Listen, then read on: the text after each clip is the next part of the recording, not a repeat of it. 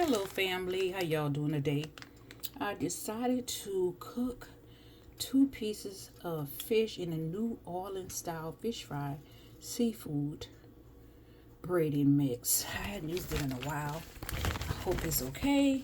But what I do, I always put my fish in a bag and I shake it up before I put it in, and let's see what happens.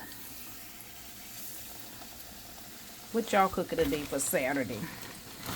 Friday today. What y'all cooking this afternoon? And then Saturday, I'm pushing it ahead of time. What are y'all cooking? So I'm gonna have a little fried fish with some broccoli and cheese and lettuce and tomato salad with cucumbers, pickles, and for dessert probably some mango. That's what we're gonna do today at the Tills. Today is a beautiful day. Something very, very simple and easy.